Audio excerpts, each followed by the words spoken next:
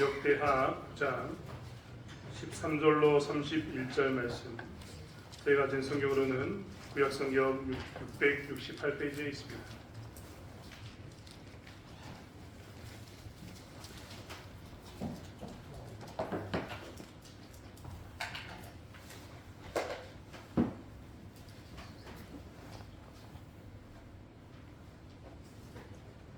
역대하 9장 13절로 31절 말씀을 찾았으면 한 절씩 교독하겠습니다.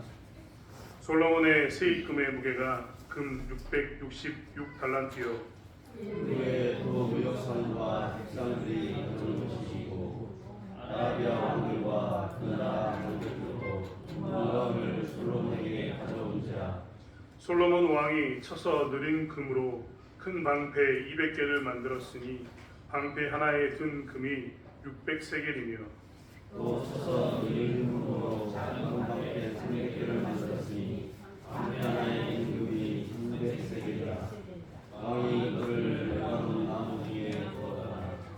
왕이 또 상하로 큰 보좌를 만들고 순금으로 입혔으니 그 보좌에는 6개와 금 바퀴 있어 보좌와 이르고 안장에 기는 별거리가 있고 별거리 곁에는 사자가 하나씩 있으며 또 12사자가 있어 그 6층계 양쪽에 섰으니 어떤 나라에도 이같이 만든 것이 없었더라. 솔로몬 왕이 마신 그릇은 다 유리요 연한 나무 등의 그릇들도 다 순금이라. 솔로몬 시대에 은을 귀하게 여기지 아니하니 왕의 배들이 후람의 종들과 함께 다시스로 다니며 그 배들이 3년에 1차씩 다시스의 금과 은과 상아와 원숭이와 공작을 실어 옴이더라. 솔로몬 왕의 산과 지혜가 천하의 모든 왕들보다 큰지라. 천하의 열왕이 하나님께서 솔로몬의 마음에 주신 지혜를 들으며 그의 얼굴을 보기 원하여 각기 예물을 가지고 왔으니 은물과 금물과 무곡과 자곡과 향품과 말과 제사가 해마다 장수마다 있었더라. 솔로몬의 병거 매는 말에 외양간은 4천이요 마병은 12,000명이라. 병거 성에도 두고 예루살렘 왕에게도 두었으며 솔로몬이 유다의 강에서부터 블레셋 땅과 지구시까지의 모든 왕을 다스렸으며 왕이 예루살렘에서 은을 돌같이 흔하게 하고 백향목을 평지의 뽕나무같이 많게 하였더라. 솔로몬을 위하여 대국 각국의 말들을 가져왔더라. 죄송합니다. 31절까지 제가 찾겠습니다. 이에 솔로몬의 시종 행적은 선지자 나단의 글과 실로 사람 아이야의 예언과 선견자 이또의 묵시책 곧 이또가 느와스의 아들 여로보암에 대하여 쓴 책에 기록되지 아니하였느냐. 솔로몬이 예루살렘에서 온 이스라엘을 다스리기 40년이라. 함께 읽겠습니다. 솔로몬이 그의 주상들과 함께 자매 그의 아버지 다윗의 성에 장사되고 그의 아들 르호보암이 대신하여 왕이 되니라. 아멘. 부자가 되고 싶습니까? 절제가 못하시군요. 저는 예입니다. 저도 부자 되고 싶습니다. 돈이 많으면 좋죠. 늘 물어봅니다만 부자가 되는 데 있어서 보통 기준은 로또 복권이 됩니다. 제가 80년대, 90년대 제 기억으로는 주택 복권, 로또 복권은 1억 정도 됐습니다. 왜 1억 정도 되냐면 그 당시에 집 한 채 값이 1억 정도 했기 때문에 1억 정도가 로또 복권, 그 당시에 주택 복권이었습니다. 지금은 이제 이름이 로또 복권이 있는데요. 롯데 복권의 이번 주 당첨 금액이 얼마인지 아십니까? 복권 안 사시나요? 믿음이 없어가지고 문자가 하는 말입니다. 저도 복권을 사지 않는데요. 관심은 있습니다. 17억 정도 된다고 하더라고요. 심지어는 이번 주인가 지난주인가 한 사람이 5장을 썼는데 수기로 똑같은 번호를 써가지고 어떤 사람이 80억을 받게 됐다. 이런 말더라고요. 우리 정말 착해요. 스케일이 너무 작아. 미국에서 슈퍼볼을 미국의 로또 복권은 우리하고 다릅니다. 거기는 2조 8천억. 복권 당첨금이 2조 8천억입니다. 2조 8천억. 세금 다 떼고 1조가 넘는 돈을 받습니다. 별로 안 놀래지네요. 네, 우리는 정말 착해가지고 10억만 좀 넘어도 80억만 돼도 굉장히 놀랍니다. 네, 지금도 대부분 보면 한 10억 정도 되면 서울에 있는 아파트 한 채 값 정도 된다고 생각하기 때문에 그 정도가 되는 것 같습니다. 하지만 사실 요즘은 서울에서도 10억 가지고는 아파트 못 산다고 하는 곳이 많습니다. 요즘 서울에 좀 괜찮은 동네 아파트 값은 보통 시세가 20억에서 25억 정도 한다고 하더라고요. 그러니까 지금은 로또가 아파트 한 채 값도 안 되는 그런 시대가 됐습니다. 하지만 중요한 것은 우리는 로또를 사면서 항상 생각합니다. 이 로또의 당첨금만 가지고 있으면 난 부자다. 저도 가끔 망상을 합니다. 망상. 로또에 당첨되면 나도 이거 하고 저렇게 해야지. 이런 망상을 한 번씩 해봅니다. 망상이라고 이야기했던 것은 별일이 없기 때문에 망상이라고 이야기했습니다. 부자의 기준이 현재 부자에 대한 기준이 있는데 2023년도 기준 금융자산 조사에서 한국의 부자는 총 45만 6천 명이라고 합니다. 그리고 그들이 가지고 있는 금융자산이 2,747조 원이었습니다. 그러니까 우리나라 인구의 45만 명 정도 되는 사람이 우리나라에서 2,700조 정도의 돈을 가지고 사는 겁니다. 10억의 기준으로 보고 우리는 10억이 부자다라고 생각했는데 이 조사에 의하면 보통 요즘 부자들이 말하는 부자라는 기준은 조사해 보니까 약 20.8%가 50억 미만, 즉 50억 이하를 가지고 있어도 부자다라고 대답했다는 겁니다. 27.2%는 100억 미만은 돼야 돼요. 즉 100억은 가지고 있어야지 부자다. 이렇게 대답했습니다. 32.8%는 그래도 200억은 가져야 되는 거 아닌가? 라고 이야기했습니다. 18.2%는 200억은 최소의 단위다. 200억 이상 있는 사람이 부자다라고 요즘 금융조사를 했더니 사람들이 부자의 기준을 그렇게 이야기한다는 겁니다. 저는 55억 이런 생각도 않고 있습니다. 1억만 있어도 좋겠습니다. 개인적으로는 1억만 있어도 좋겠는데 아무튼 부자의 기준이 이렇게 바뀌었습니다. 왜 우리는 부자가 되려고 할까요? 왜 돈을 가지고 살려고 할까요? 돈이 있으면 굉장히 돈이 편리함을 주기 때문에 부자가 되려고 합니다. 이 부자가 되려는 이유는 다음에 이야기하고요. 그렇다면 오늘날 기준에 의해서 정말 모든 사람들이 인정하는 부자는 200억 이상이 되면 부자다 이런 말을 하거든요. 오늘 성경 본문을 읽었는데 솔로몬 때문에 제가 부자에 대한 이야기를 했습니다. 솔로몬의 부에 대해서 우리가 오늘 좀 이야기하려고 하는데요. 솔로몬은 어느 정도의 돈을 가지고 있었을까요? 솔로몬의 돈은 얼마 정도 있었을까요? 솔로몬의 부에 대해서 솔로몬이 얼마나 부자였는가에 대해서 오늘 13절은 이야기해주고 있는데 13절에 보면 솔로몬의 세입금의 무게가 금 666달란트였다 라고 이야기하고 있습니다. 세입금입니다. 세입금, 그러니까 순수하게 뭐로 들어오는 돈이에요? 세금으로 받아들인 돈. 이 돈이 666달란트. 이게 우리는 이 달란트로 이야기하면 저희 상상이 안 됩니다. 금으로 따져보면 한 22톤 됩니다. 22톤. 금 22톤. 그냥 1년 동안 들어오는 세입이 금 22톤입니다. 거기에 더 많은 것들은 부가적으로 더 들어오는데 뒤에 보시면 뭐 제가 다 읽었습니다만 오늘 성경 읽으시면서 보셨죠? 수많은 은과 금이 상아와 원숭이와 공작이 계속해서 들어옵니다. 심지어는 천하에 있는 모든 왕들이 그를 보기 원하면서 뭘 가져옵니까? 은그릇과 금그릇 이런 수많은 값비싼 것을 가져와서 바칩니다. 근데 그런 거 빼고 세금만 얼마라고요? 22톤. 22톤입니다. 그 뒤에 제가 자세한 건 설명하지 않겠습니다. 왜냐하면 금방패를 만들었다, 뭐 작은 방패를 만들었다. 방패를 만드는데 여기 말하는 것처럼 금을 한 3kg, 4kg를 펴가지고 방패를 만들었으니까 어마어마한 돈이 많은 동네가 분명히 솔로몬 시대였던 것을 우리가 알 수 있습니다. 솔로몬은 아무튼 이렇게 1년에 그가 벌어들인 돈만 해도 금이 22톤 정도가 된다는 겁니다. 그런데 그것만 있었느냐? 당시에 부자들이 가지고 있는 기준이 있었습니다. 오늘날 우리들도 이제 부자라고 이야기하면 몇 가지를 들지 않습니까? 뭐 좋은 아파트, 좋은 차, 명품 백, 명품이라고 이야기하는 이것들을 우리는 이야기합니다. 우리 여기 중고등부 친구들이 있는데요. 여러분이 알고 있는 가장 비싼 차는 어떤 차입니까? 롤스로이스. 또요? 이렇게 의견이 분분합니다. 아무튼 중요한 건 뭡니까? 중고등부 친구들이 생각하기에 좋은 차는 이런 겁니다. 우리가 들어보진 않았던 거, 우리는 현대 기아밖에 모르는데 알아봤자 대우인데 여기는 뭐 롤스로이스. 저는 좀 나와도 벤츠 이런 거 나올 줄 알았는데 얘들은 한참 더 가고 있습니다. 부가티 이런 거 나오면 끝이 없죠. 그렇죠? 벤틀리, 부가티 나오면 끝이 없습니다. 우리 이제 여자분들한테 보고 싶어요.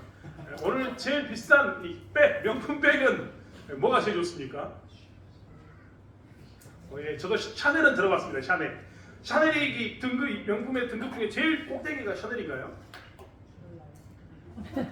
감사합니다. 몰라서. 이런 거는 저기 유아실에 있는 저기 젊은 집사님들 물어봐야 되는데. 저도 들어본 적이 없습니다. 제 가방 중에 제일 비싼 거는 해봤자 20만 원. 백인 거죠. 가방입니다. 저도 비싼 걸 사본 적이 없습니다. 그런데 이야기 들어보면 이 여자들의 명품 백도 엄청 고가입니다.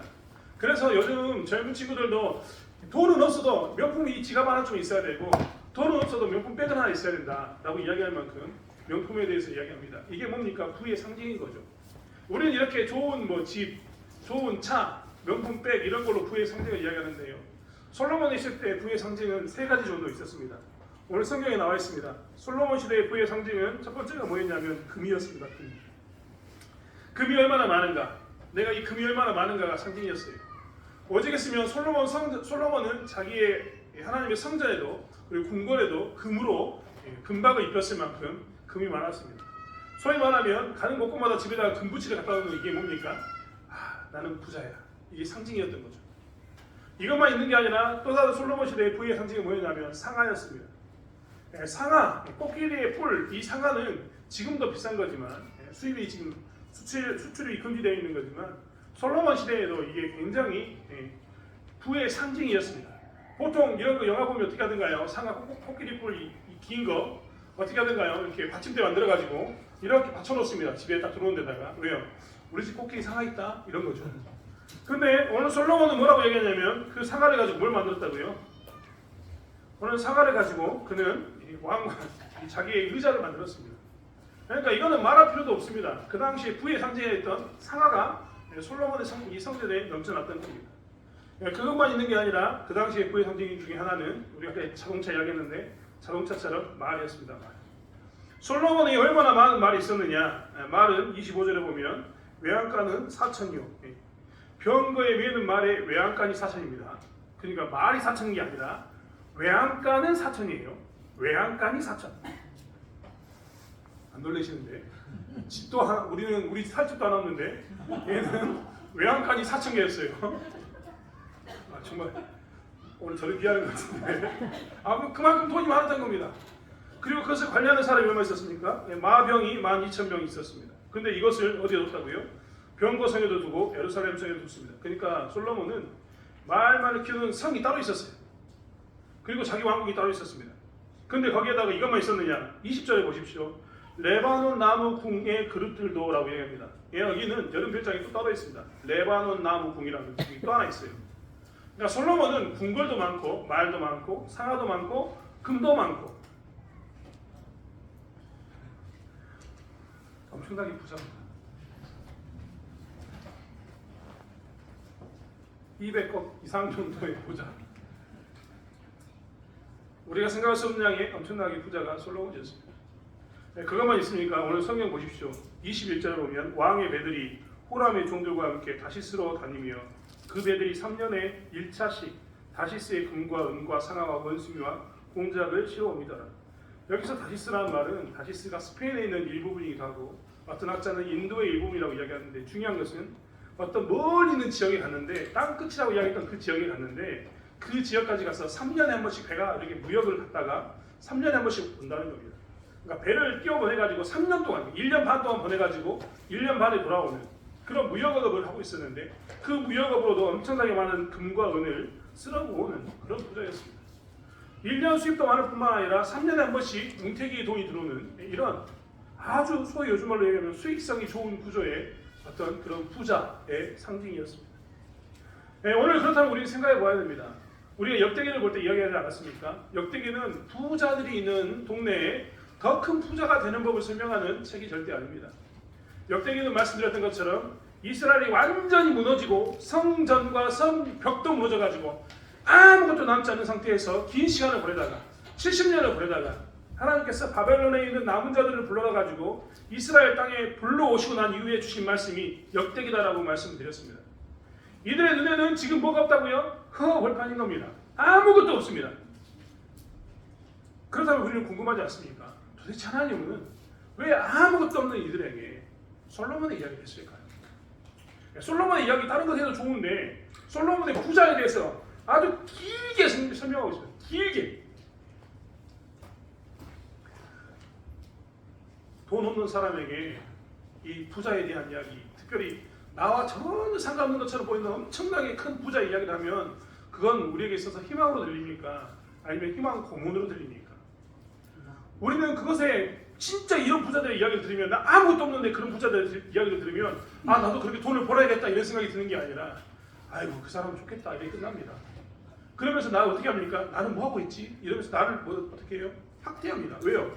차이가 너무 많이 나니까. 이게 좀 적당히 뭐 그 사람이 한 1억 가지고 있다 그러면 나도 이렇게 1억 벌어봐야지 이런 마음이 드는데 너무 큰 차이 나가면 이렇게 되는 겁니다. 그런데 하나님께서는 다 무너진 성벽을 보고 있고 성전을 보고 있고 이제 와서 새로 건물을 지어야 되는 그들에게 예전에 솔로몬 시대는 이 땅에 있었잖아. 야 황금이 번쩍번쩍 거리고 있었고 방패가 있었고 사람들이 드나들면서 1년에 근 666달란트가 오고 가고 있었다. 세금만 그 정도였어. 3년에 한 번씩 멀리서 왔던 사람들이 와가지고 엄청난 것을 바쳤어.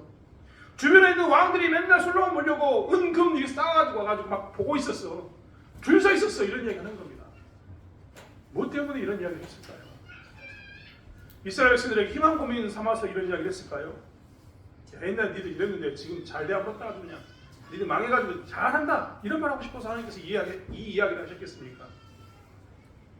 하나님께서는 최소한 포로로 돌아온 이들에게 솔로몬의 포를 이야기하면서 의도성과 목적성을 가지고 이야기했던 게 분명합니다. 그것은 무엇이었을까요? 그것은 그들에게 상실한 영광을 회복하기 위해서 기준을 제시하는 겁니다. 그들에게 보여주는 겁니다. 눈에는 아무것도 없는데 너희들이 지금 보이는 이것 아무것도 없어가지고 지금 영광이라고 눈꺼풀도 볼 수 없는 이곳에 예전엔 영광이 있었다라고 이야기하면서 뭘 보여주냐면 기준을 보여주는 겁니다. 어떤 기준일까요? 돈에 대한 기준이 아닙니다. 하나님의 말씀의 순종에 대한 기준입니다. 우리는 돈에 대해서 한번 좀 생각해 봐야 합니다. 돈에 대해서 생각해 볼 때 우리가 생각하는 것은 무엇이냐면 돈이 문제인가? 라고 이야기하면 돈은 문제가 아닙니다. 늘 말씀드리지만 돈은 중간재라니까요. 중간재. 중간재의 의미가 뭡니까? 칼과 같은 겁니다. 칼을 잘 쓰면 쓰는 사람이 부엌칼로 쓸 수 있으면 이거는 요리하는 도구가 됩니다. 하지만 이 칼을 사람 죽인 데 쓰면 뭐가 됩니까? 살인자가 되는 겁니다. 칼 자체가 뭔가 있는 게 아니에요.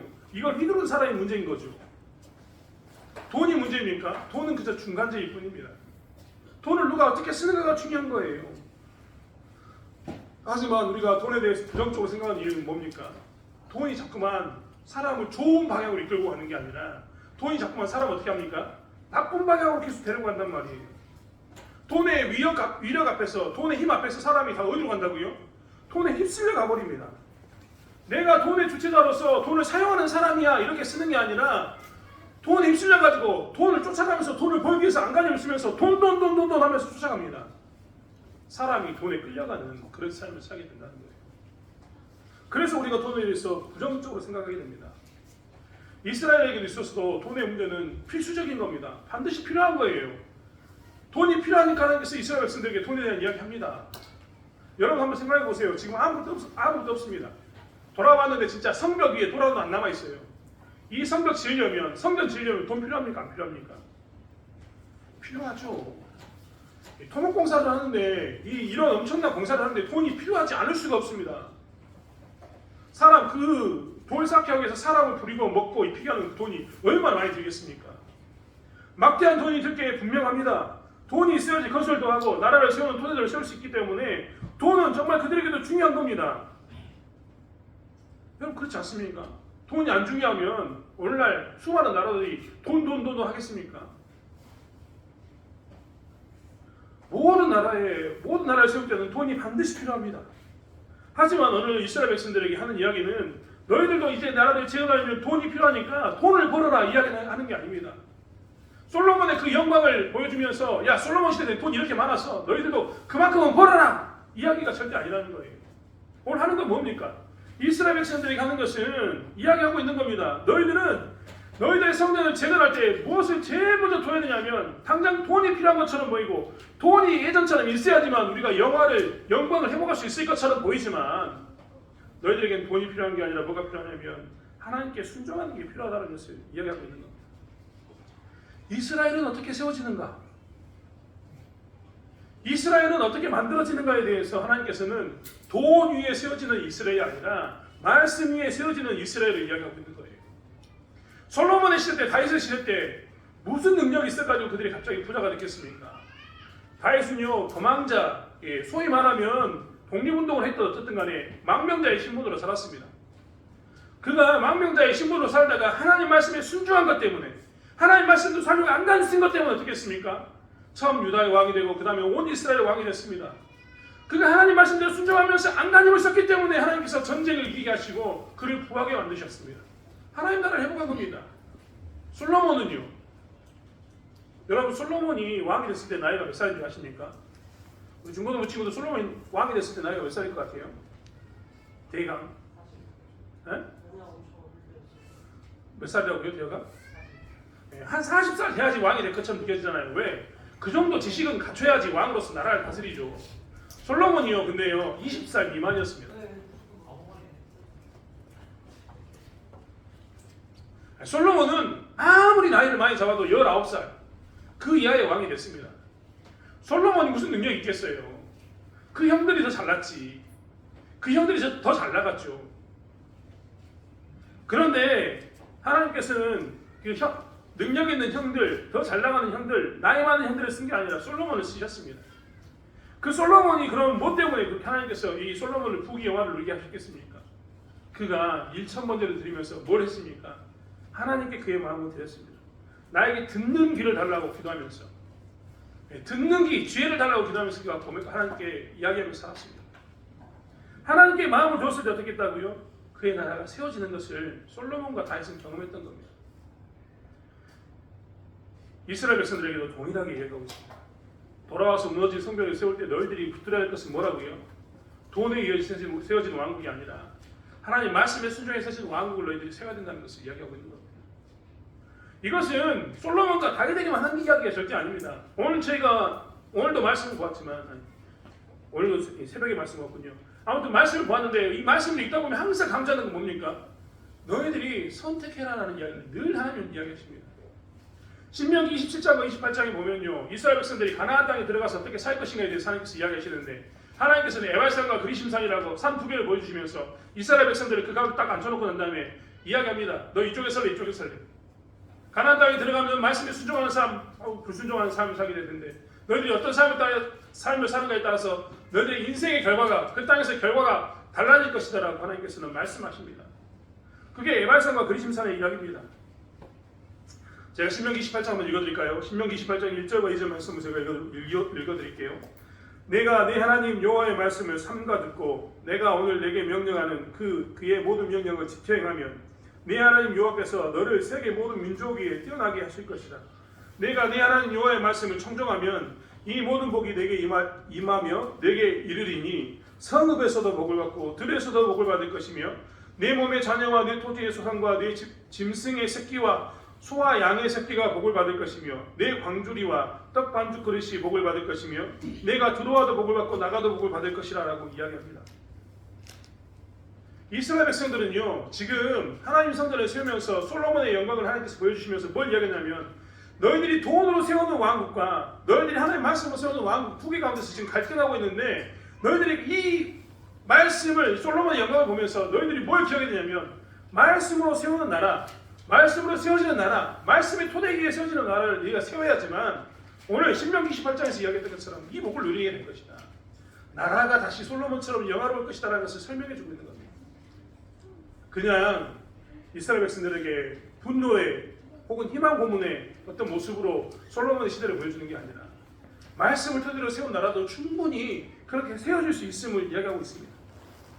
여러분, 우리는 만약에 오늘날 우리들에게 아무것도 없는 우리들에게 너희들의 이런 환상을 보여주시면서 이런 비전을 보여주면서 너희들이 교회 다니면서 말씀 위에 서게 되면 이렇게 잘 솔로몬처럼 영화로운 삶을 살게 될 거야라고 이야기하면 확신이 생기십니까?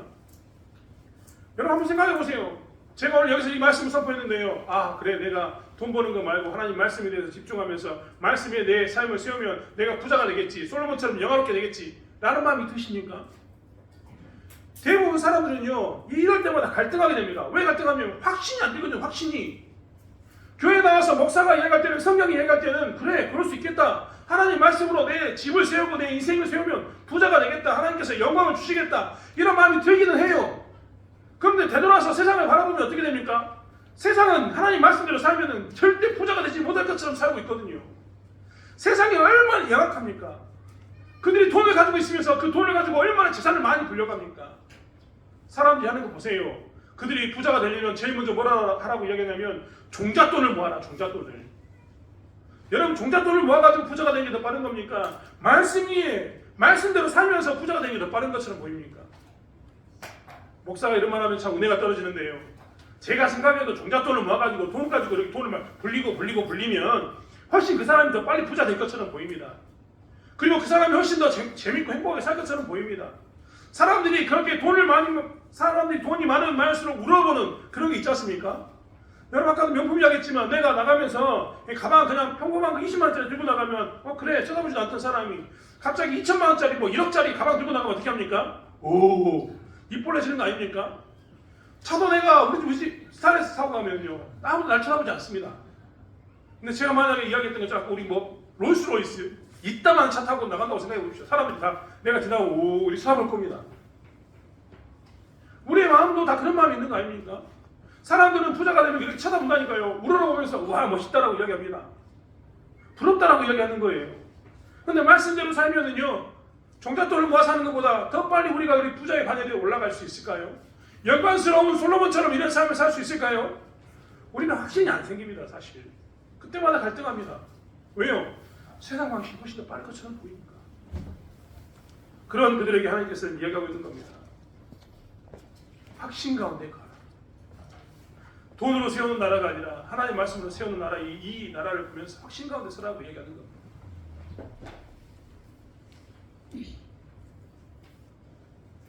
제가 신명기 27장, 28장 이야기를 했는데요. 신명기 27장, 28장 이야기할 때 가끔 하나님 제가 하는 말이 있습니다. 하나님 그러면 나에게도 불기둥과 구름기둥을 보여달라고.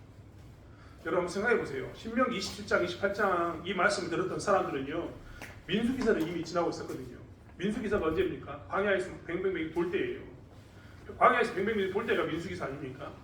근데 백성들이 광야에서 돌 때 하나님께서 항상 눈앞에 뭘 보여주셨어요? 불기둥, 구름기둥. 하나님이 있다고 보여주시잖아요. 하나님 민수기사 이 말씀 있다고 광야에서 하나님 음성 들려주니까 안 들려줍니까? 빽빽한 구름 사이에서 하나님 음성 들려준다니까요.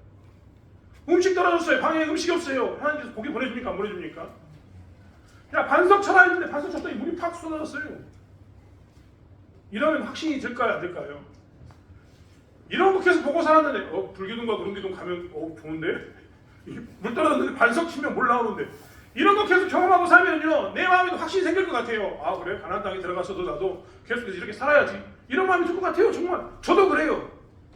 그런데 중요한 건 정작 우리는 지금 뭘 경험하지 못하고 있냐면 내 눈앞에 불기둥과 구름기둥이 없다니까요. 내가 살아도 만나고 외출하기가 그냥 맨날 기도하면 쏟아졌으면 좋겠는데 우리 중고등부 친구들 말로 이야기하면 기말고사 볼 때 내가 모르는 문제 나가지고 찌야라고 외치고 기도했더니 속으로 기도했더니 그거 2번이다 이런 말 들으면 내가 믿겠는데 갑자기 생각이 나가지고 이거였네 문제가 풀리면 믿겠는데 그런 게 없잖아요. 내 눈앞에 보이지 않는 것처럼 보이고 내 눈에 펼쳐진 것은 무너진 성벽과 무너진 성전 여우들이 그 돌담 사이로 넘어가는 이런 모습밖에 없는 이런 가운데 하나님께서 우리에게 만약에 너 돈으로 세우는 하나님의 나라가 아니라 하나님 말씀으로 다시 세우는 하나님 나라를 세워서 그 영광에 이르기를 그 영광에 도달해야 된다고 이야기하면 우리가 뭘 쫓아가겠습니까? 그런데 하나님께서는 이야기하고 계시는 겁니다. 갈등 가운데 있었을 때 너희들의 경험이 미천해서 우리가 경험하지 못한 것 때문에 우리가 갈등하고 확신하지 못할 때 하나님께서 이야기하고 계시는 겁니다. 말씀 가운데 너희들의 인생을 세우면 솔로몬의 영어가 반드시 오게 된다. 말씀 가운데 너희들이 인생을 세워나가면 하나님 주신 은혜가 너희들에게 반드시 임하게 될 것을 우리에게 이야기하고 있습니다. 여러분 우리는 성경을 통해서 늘 이야기하고 삽니다. 우리는 우리의 신앙 고백 가운데 서 있습니다. 주는 그리스도시요 살아계신 하나님의 아들입니다라는 이 신앙 고백이라는 반석 위에 우리는 뭘 하고 있습니까? 우리의 인생을 세워가고 있습니다. 우리의 인생이 주는 그리스도시요 살아계신 하나님의 아들입니다라는 고백 가운데 이 반석 가운데 우리 인생을 놓고 살아가고 있습니다. 즉 예수 이름 위에 우리가 우리 인생을 세워가고 있는 겁니다. 그 말이 뭡니까? 오늘 아침도 이야기했지만 예수 그리스도께서 가셨던 길에 나도 동참하고 예수님처럼 살고 하나님의 말씀대로 살겠노라고 고백하는 게 뭡니까? 주는 그리스도시요 살아계신 하나님의 아들입니다라는 신앙 고백 위에 사는 겁니다. 우리가 이 말씀에 살면 우리의 인생은 어떻게 될까요? 솔로몬의 영화를 볼 수 있을까요? 저는 아멘입니다. 하나님께서는 항상 우리에게 선한 것과 유익한 것을 주십니다. 그리고 하나님께서 주시는 그 길은 우리가 보기에는 어떤 때는 내 눈앞에 그게 보이지 않기 때문에 하나님 확신할 수 없습니다. 내 눈앞에 보이지 않기 때문에 나는 하나님 지금 엄청나게 갈등하면서 이걸 선택할까 이걸 선택할까 고민하지 않을 수가 없습니다 라고 이야기하는데 하나님께서는 말씀 위에 세운 그 길을 갔을 때 솔로몬의 영화를 보여주시는 것처럼 우리에게도 우리가 예수 그리스도로 고백하는 신앙 고백 가운데 우리의 인생을 세워갔을 때 예수 안에 우리의 인생을 세웠을 때 하나님께서 가장 좋은 것으로 가장 선한 것으로 우리에게 주신다고 말씀하고 계시는 거예요. 사랑하는 성도 여러분, 우리는 우리의 인생을 주의 말씀 가운데 세워야 합니다. 우리의 인생을 예수 그리스도를 믿는 그 신앙 고백 가운데 우리의 인생을 세워야 합니다. 세상은 우리에게 계속 이야기할 겁니다. 갈등하고 있는 우리들에게 계속해서 주장할 겁니다. 그렇게 살아서는 안 될 것처럼 우리에게 이야기합니다. 하지만 하나님께서는 무너진 성전에 솔로몬의 영광을 보여주시고 그들에게 말씀으로 세우라고 이야기했던 것처럼 아무것도 없는 것처럼 우리 인생에 예수 그리스도의 신앙 고백 가운데 서라고 이야기하시면서 우리에게 진정한 승리, 진정한 평안, 하나님께 주시는 그 큰 초장을 맛보게 하신다는 겁니다. 사랑하는 성도 여러분, 그렇기 때문에 우리가 다시 한번 이것을 놓치지 않았으면 좋겠습니다. 솔로몬의 시대처럼 영광을 회복하고 싶습니까? 돈의 방식으로 세워가지 말고 하나님의 말씀의 방식으로 내 삶을 세워가기 원합니다. 내가 이 땅에 살아가면서 저 어떤 사람보다 더 하나님의 영광을 드러내고 싶고 영광스러운 삶, 우러러보는 삶을 살고 싶습니까? 그렇다면 예수 그리스도를 고백하는 신앙 고백 가운데 나의 인생을 세우십시오. 그러면 그 누구도 보지 못했던 영광을 얻게 될 줄 믿습니다. 하나님께서 우리에게 그 말씀을 하고 계십니다. 사랑하는 성도 여러분, 다시 한번 우리가 세상의 방식 가운데 고민하고 갈등하지 말고 하나님이 주셨던 은혜 가운데서 말씀 위에 신앙 고백 위에 우리의 신앙을 세워나가는 저와 여러분이 되길 원합니다. 그리고 그 길 끝자락에서 누릴 수 있는 영광의 회복을 경험하는 저와 여러분이 되길 원합니다. 기도하겠습니다. 하나님, 우리는 어떻게 살아가고 있습니까? 살아가야 합니까? 고민되지 않을 수 없습니다. 내 인생을 하나님의 말씀 위에 신앙 고백 위에 세워야 되는 것, 이것과 세상에 말하는 것처럼 돈 위에 나의 인생을 세우는 것, 학업 위에 내 인생을 세우는 것, 그 가운데 우리가 고민하지 않을 수 없습니다. 어느 게 옳다 그러다 평가하지 못하는 저희들은 세상이 말하는 것 때문에 세상이 옳다라고 생각할 때가 더 많습니다. 공부를 더 많이 하고 돈을 더 많이 벌고 더 예수고 수고하면 영광이 있을 것처럼 내가 우러럼을 받을 것처럼 생각할 때가 너무나 많습니다. 하지만 하나님께서는 무너진 자리에서 너희들이 말씀대로 살았을 때, 너희들이 신앙 고백 가운데 살았을 때 너희에게 더 큰 영광이 있음을 우리에게 보여주고 계심을 보게 됩니다. 하나님, 우리가 이길 가게 도와주시고 흔들리지 않게 하여 주시옵소서. 흔들릴 때마다 예수 그리스도께서 은혜 주시고 성령의 충만함 주심으로 인해서 확신 가운데 서는 저희들 되게 하여 주시옵소서. 감사드리며 예수님의 이름으로 기도드렸습니다. 아멘.